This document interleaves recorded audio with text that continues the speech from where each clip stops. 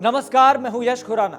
स्वागत है आपका हमारे खास कार्यक्रम कल, आज और कल में। भारतीय राजनीति का इतिहास काफी लंबा है, लेकिन राजनीतिक इतिहास में एक ऐसे नेता भी रहे जिन्होंने कभी पद की लालसा नहीं की, बल्कि सियासी आकांक्षाओं के इतर गरीबों, मजदूरों और कमेरों की आवाज बुलंद की।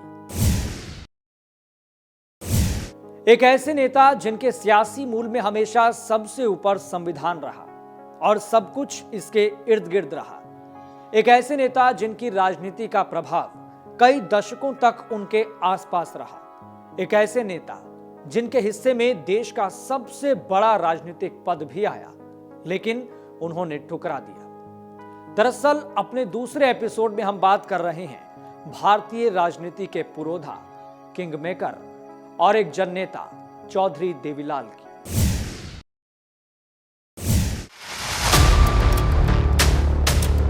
भारतीय राजनीति का इतिहास 75 वर्षों का हो चुका है।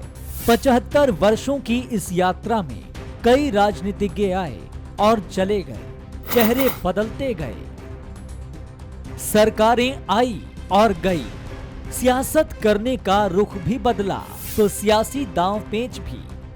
देश ने न जाने कौन कौन सी राजनीतिक उठापटक और घटनाक्रम देखे, लेकिन सियासत के मूल में सर्वप्रथम भारत रहा और भारत का संविधान, जिसको हम आईन भी कहते हैं।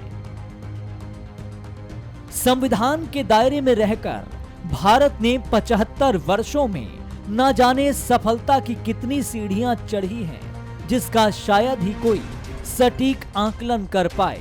लेकिन इस बात का सटीक आकलन राजनीति के इतिहास में जरूर मिलता है कि राजनीति में ऐसा भी जननेता रहा जिनकी डिक्शनरी में राजनीतिक महत्वाकांक्षा का शब्द ही नहीं था, जिन्होंने अपनी सियासी आकांक्षाओं की कभी फिक्र नहीं की, बल्कि पूरी जिंदगी उन्होंने भारत की आवाम, किसानों, कमेरों, मजदूरों, गरीबों के हक, उनके अधिकारों, उनके उत्थान और उनकी आवाज बुलंद करने में गुजार दी।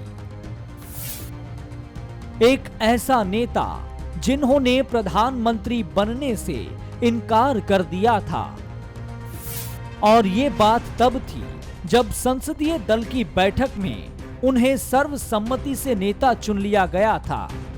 एक ऐसा नेता जिनको भारतीय राजनीति का किंग मेकर कहा जाने लगा था। दरअसल हमारे खास कार्यक्रम कल, आज और कल के दूसरे एपिसोड में हम बात कर रहे हैं भारतीय राजनीति के पुरोधा, किंग मेकर और एक जननेता ताऊ देवीलाल की।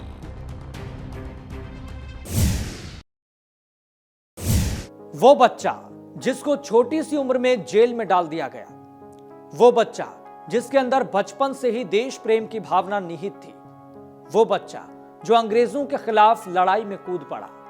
दरअसल वो बच्चा कोई और नहीं बल्कि ताऊ देवीलाल थे।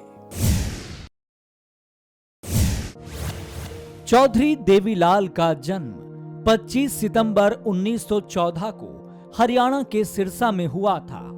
उनकी माताजी का नाम शुगा देवी, पिताजी का नाम लेखराम था। चौधरी देवीलाल के पिताजी एक बहुत बड़े जमींदार थे, जिनके पास 28 बीघा जमीन थी। ताऊ देवीलाल के अंदर बचपन से ही देश प्रेम की भावना थी। बात 1928 की है। 16 वर्ष की उम्र में महात्मा गांधी के आह्वान पर देश की लड़ाई में देवीलाल ने लाला लाजपत राय के साथ साइमन कमीशन के विरुद्ध प्रदर्शनों में हिस्सा लिया। इसके बाद उन्होंने 1930 में सविनय अवज्ञा आंदोलन में भी हिस्सा लिया था। उस समय वह केवल 10वीं कक्षा के छात्र थे। आंदोलन में हिस्सा लेने के कारण उन्हें अंग्रेजों द्वारा गिरफ्तार किया गया था। यहां तक कि उनकी पढ़ाई को भी रोक दिया गया। इतनी कम उम्र में वह देश की आजादी के लिए पहली बार जेल में गए। ताऊ देवीलाल पर गांधी जी के विचारों का काफी प्रभाव था। उन्होंने अंग्रेजों के खिलाफ काफी संघर्ष किया और काफी जद्दोजहद और मशक्कत के बाद मिली आजादी को लेकर लोग उत्साहित थे। तो वहीं यहीं से ताऊ के राजनीतिक सफर की शुरुआत भी हुई। इसके बाद 1932 में वह दूसरी बार जेल में गए। 1940 में वह 9 महीने के लिए फिर से जेल में गए। इसके बाद 1942 में भारत छोड़ो आंदोलन के दौरान वे 2 साल तक जेल में रहे। ताऊ देवीलाल पर महात्मा गांधी के विचारों का काफी प्रभाव था। फिर क्या था?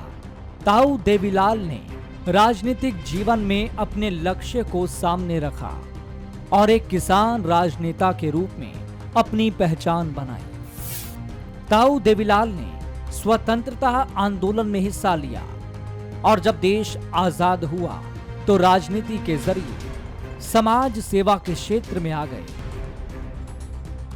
22 वर्षों के संघर्ष के बाद 1952 में कांग्रेस के टिकट पर पहली बार विधायक बने। पहली बार वह पंजाब से चुने गए थे। इसके बाद 1956 और 1958 में तीसरी बार पंजाब कांग्रेस के विधायक बने। हरियाणा की शान चौधरी देवीलाल, जो लगातार हरियाणा राज्य के निर्माण के लिए भी संघर्ष करते रहे, आवाज बुलंद करते रहे, गरीबों और मजदूरों के हक की लड़ाई लड़ते रहे, तो वहीं उनकी लड़ाई सियासत में भी जारी रही। चौधरी देवीलाल प्रदेश के एकमात्र ऐसे नेता थे जो किसी भी क्षेत्र से और किसी भी बड़े नेता के खिलाफ उनके ही गढ़ में उतरकर चुनौती दे डालते थे। संयुक्त पंजाब के समय वर्तमान हरियाणा, जो उस समय पंजाब का ही हिस्सा था, विकास के मामले में भारी भेदभाव का सामना कर रहा था, ऐसा चौधरी देवीलाल कहा करते थे। उन्होंने इस भेदभाव को न सिर्फ पार्टी मंच पर निरंतर उठाया, बल्कि विधानसभा में भी आंकड़ों सहित ये बात रखी और हरियाणा को अलग राज्य बनाने के लिए संघर्ष किया, जिसके परिणाम स्वरूप 1 नवंबर 1966 को हरियाणा राज्य अस्तित्व में आया और प्रदेश के निर्माण के लिए संघर्ष करने वाले चौधरी देवीलाल को हरियाणा निर्माता के तौर पर जाना जाने लगा। चौधरी देवीलाल प्रदेश के एकमात्र ऐसे नेता थे जो किसी भी क्षेत्र से और किसी भी बड़े नेता के खिलाफ उनके ही गढ़ में उतरकर चुनौती दे डालते थे। ऐसे में कई मौकों पर भले ही उन्हें हार का सामना करना पड़ा हो, लेकिन देवीलाल इस तरह चुनाव लड़ने में कभी नहीं घबराए। इसी तरह का एक वाकया 1972 में भी हुआ था। 1968 में मध्यावधि चुनाव में कांग्रेस ने देवीलाल को टिकट नहीं दिया। उस समय बंसीलाल मुख्यमंत्री बने थे। हालांकि मुख्यमंत्री बंसीलाल ने देवीलाल को खादी बोर्ड का चेयरमैन बना दिया था, लेकिन कुछ ही समय बाद बंसीलाल ने देवीलाल से इस्तीफा मांग लिया। ऐसे में देवीलाल ने कांग्रेस को अलविदा कह दिया। फरवरी 1972 में विधानसभा चुनाव हुए। देवीलाल ने मुख्यमंत्री रहे बंसीलाल के खिलाफ तोशाम से पर्चा भर दिया। इतना ही नहीं, कांग्रेस के ही दिग्गज नेता भजनलाल के खिलाफ भी देवीलाल उनके गढ़ आदमपुर से चुनावी मैदान में उतर गए। एक साथ दो दिग्गज कांग्रेसी नेताओं के खिलाफ निर्दलीय के रूप में चुनाव लड़कर देवीलाल ने उस समय काफी वाहवाही बटोरी थी। अब आपको कहानी का वो हिस्सा बताएंगे जिससे आपको ये समझ आएगा कि कैसे और क्यों ताऊ देवीलाल का कांग्रेस के प्रति मोहभंग हुआ और कैसे सियासी जमीन को मजबूत करते हुए पहली बार उन्होंने मुख्यमंत्री का ताज पहना। चौधरी देवीलाल चांदराम के साथ चरण सिंह के साथ मिल गए और हरियाणा में उनकी पार्टी के अहम नेताओं में देवीलाल की गिनती होने लगी। 1974 में जब रोड़ी सीट खाली हुई तो देवीलाल ने यहां से चरण सिंह की पार्टी से चुनाव लड़ा और इस तरह जीत हासिल कर चौधरी देवीलाल विधायक बन गए थे। समय का पहिया चलता रहा, लेकिन कुछ समय बाद वक्त ऐसा आया जब देवीलाल का इमरजेंसी के दौरान कांग्रेस से मोहभंग हो गया। वह जनता पार्टी में शामिल हो गए, लेकिन उस दौरान चौधरी देवीलाल को भी विपक्षी नेताओं की तरह जेल में डाल दिया गया। लेकिन समय ने करवट ली और 1977 में जनता पार्टी की लहर पर 75 सीटों पर जीत हासिल कर चौधरी देवीलाल पहली बार 21 जून 1977 को हरियाणा के मुख्यमंत्री बने। तब चौधरी देवीलाल को शेर ए हरियाणा कहा गया था। जनता पार्टी की इस सरकार में लोकदल, भारतीय जनसंघ, संगठन Congress, Congress for democracy, socialist party और भारतीय आर्य सभा कुल 6 घटक दल थे। ताऊ देवीलाल ने प्रदेश की राजनीति से लेकर राष्ट्रीय राजनीति तक बहुत अलग ढंग से खुद को स्थापित किया। बेहतर समावेश और अच्छे संतुलित तरीके से उन्होंने एक एग्जाम्पल सेट किया, एक उदाहरण पेश किया। लेकिन अफसोस इस बात का रहा, 2 बार मुख्यमंत्री बनने के बाद भी वो एक बार भी अपना कार्यकाल पूरा नहीं कर पाए। ताऊ देवीलाल मुख्यमंत्री रहते अपना पहला कार्यकाल पूरा नहीं कर पाए। वह 2 वर्ष तक ही मुख्यमंत्री रहे। उन्हें 28 जून 1979 को मुख्यमंत्री की कुर्सी गंवानी पड़ी।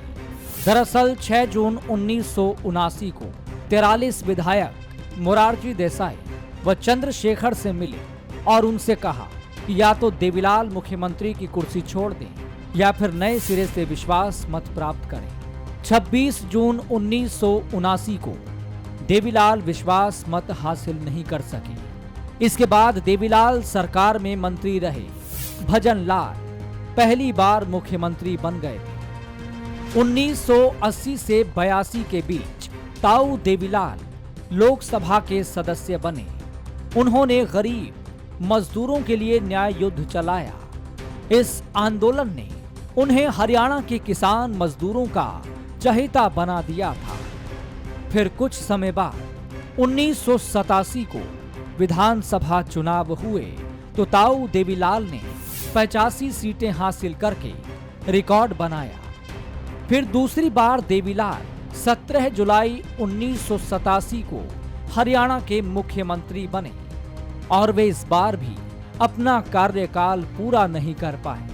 इस पद पर वे करीब 2.5 वर्ष यानी 21 दिसंबर 1989 तक रहे। आज के दौर में कल्पना करना मुश्किल है कि भारत में ऐसा कोई नेता रहा है जो बहुमत से संसदीय दल का नेता मान लिए जाने के बाद भी अपनी जगह किसी दूसरे शख्स को प्रधानमंत्री बनाने का प्रस्ताव रख दे। लेकिन हरियाणा के चौधरी देवीलाल ने यह कर दिखाया था। राष्ट्रीय राजनीति में सक्रिय होकर कांग्रेस के खिलाफ जनता दल को मजबूत करने में चौधरी देवीलाल जुटे हुए थे। दिसंबर 1989 को आम चुनाव के बाद नतीजे आने के बाद संयुक्त मोर्चा संसदीय दल की बैठक हुई और उस बैठक में विश्वनाथ सिंह के प्रस्ताव और प्रस्ताव पर चंद्रशेखर के समर्थन से चौधरी देवीलाल को संसदीय दल का नेता मान लिया गया था। चौधरी देवीलाल धन्यवाद देने के लिए खड़े जरूर हुए, लेकिन सहज भाव से उन्होंने कहा, मैं सबसे बुजुर्ग हूं, मुझे सब ताऊ कहते हैं, मुझे ताऊ बने रहना ही पसंद है और मैं ये पद विश्वनाथ प्रताप को सौंपता हूं।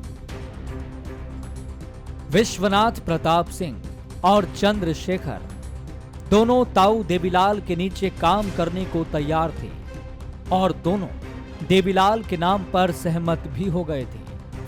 देवीलाल के पक्ष में सब कुछ था, वे चाहते तो प्रधानमंत्री बन सकते थे। बहरहाल ये भी राजनीति का ही खेल है कि वीपी सिंह ने बाद में ताऊ देवीलाल को अपने मंत्रिमंडल से हटा दिया, लेकिन इसके बाद चौधरी देवीलाल फिर उप प्रधानमंत्री बने।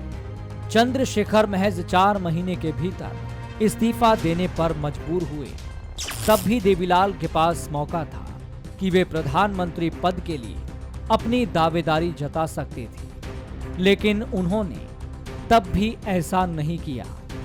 ये उदाहरण दर्शाते हैं कि देवीलाल को पद का लालच नहीं था। तख्त बदल दो, ताज बदल दो, बेईमानों का राज बदल दो। भ्रष्टाचार के मुद्दे पर ताऊ देवीलाल का यह नारा काफी लोकप्रिय रहा। इस नारे की गूंज से बड़े बड़े नेता भी कांपने लगे थे। लेकिन वो किस्सा क्या है? बात यह भी कि ताऊ देवीलाल ने कैसे खुद को राष्ट्रीय राजनीति में स्थापित किया और अपने बेटे ओम प्रकाश चौटाला को हरियाणा की गद्दी सौंपी, और फिर वहीं से वंशवाद की बेला चल पड़ी। चौधरी देवीलाल 1989 के लोकसभा चुनाव में राजनीति की धुरी रहे। जब 2 दिसंबर 1989 को चौधरी देवीलाल वीपी सिंह सरकार में उप प्रधानमंत्री बनाए गए, तब उन्होंने हरियाणा की कमान अपने बेटे ओम प्रकाश चौटाला को सौंप दी थी। उसी दिन ओम प्रकाश चौटाला सीएम बने। यहीं से हरियाणा में वंशवाद की राजनीति की भी शुरुआत हुई। तो वहीं चौधरी देवीलाल ने वीपी सिंह के साथ देश भर में यात्राएं की और जनसभा कर लोगों के बीच पहुंचे। इस दौरान राजस्थान के अलवर जिले के बहरोड में 3 बजे उनकी सभा होनी थी, लेकिन ताऊ देवीलाल रात 10 बजे तक नहीं आए। इतना समय बीत जाने के बाद भी लोग मैदान में डटे रहे। इसके बाद जब वो मंच पर आए तो छा गए। इस दौरान ताऊ देवीलाल ने नारा लगवाया, तख्त बदल दो, ताज बदल दो, बेईमानों का राज बदल दो। ये नारा भ्रष्टाचार के खिलाफ उनकी लड़ाई में अहम हथियार बना। कुल मिलाकर बात ये कि 1987 से लेकर 1991 तक भारतीय राजनीति में वह किंग मेकर की भूमिका में रहे। अब बात उस पहलू की भी जिसमें आप ये समझेंगे कि डिप्टी पीएम बनने का सफर ताऊ देवीलाल के लिए कैसा रहा और किन परिस्थितियों में उन्होंने अपने आखिरी दिनों में इंडियन नेशनल लोक दल की स्थापना की। उप प्रधानमंत्री बनने के बाद का दौर चौधरी देवीलाल के लिए बहुत ही खराब रहा। उसके बाद हुए 3 लोकसभा चुनावों सन 1991, 1996 और 1998 में चौधरी देवीलाल हरियाणा की रोहतक सीट से खड़े हुए, लेकिन भूपेंद्र सिंह हुड्डा से तीनों चुनाव हार गए। चौधरी देवीलाल ने इंडियन नेशनल लोकदल की स्थापना अपने आखिरी दिनों में की थी। वहीं आखिर में उनके पुत्र ओम प्रकाश चौटाला ने 1998 में उन्हें राज्यसभा का सदस्य बनवा दिया और राज्यसभा का सदस्य रहते हुए ही 2001 में उनका निधन हो गया। हरियाणा का सबसे रसूखदार परिवार चौधरी देवीलाल का परिवार। कहानी में कई ट्विस्ट आए, कई मोड़ आए। वंशवाद की बेला की बानगी ये रही, देवीलाल के इस दुनिया से रुखसत होने तक ओपी चौटाला कई बार मुख्यमंत्री बन चुके थे। लेकिन वक्त ऐसा भी आया जब ओपी चौटाला को न केवल सत्ता के शिखर तक पहुंचने के लिए काफी संघर्ष करना पड़ा, यहां तक कि उनको एक मामले में 10 साल के लिए जेल भी जाना पड़ा। चौधरी देवीलाल दुनिया से रुखसत हो गए, लेकिन कहानी यहां खत्म नहीं होती। बात इससे कहीं आगे की है, क्योंकि पार्टी की कमान ओम प्रकाश चौटाला के पास आ गई थी। तब तक ओम प्रकाश चौटाला हरियाणा के कई बार सीएम बन चुके थे। 2 दिसंबर 1989 को चौटाला पहली बार मुख्यमंत्री बने थे। चौटाला 22 मई 1990 तक इस पद पर रहे। 12 जुलाई 1990 को चौटाला ने दूसरी बार सीएम पद की शपथ ली। ओम प्रकाश चौटाला 22 अप्रैल 1991 को तीसरी बार मुख्यमंत्री बने। इस दौरान वह केवल 2 सप्ताह तक ही इस पद पर रहे। 24 जुलाई 1999 में चौटाला चौथी बार मुख्यमंत्री बने। 2 मार्च सन 2000 को चौटाला 5वीं बार मुख्यमंत्री बने। उस समय चौटाला पूरे 5 साल यानी मार्च 2005 तक सीएम रहे थे। लेकिन 2005 के बाद से आईएनएलडी लगातार सत्ता के लिए संघर्ष कर रही थी, क्योंकि 2005 से लेकर 2014 तक कांग्रेस सत्ता पर काबिज रही। लेकिन इसी बीच एक घटनाक्रम ने सभी को हैरान कर दिया, खास तौर पर आईएनएलडी को, क्योंकि इस झटके ने आईएनएलडी को उस मुहाने पर लाकर खड़ा कर दिया था जिसकी कल्पना शायद आईएनएलडी के नेताओं ने भी नहीं की थी। दरअसल जेबीटी भर्ती घोटाले में 16 जनवरी 2013 को ओम प्रकाश चौटाला समेत 55 दोषी करार दिए गए।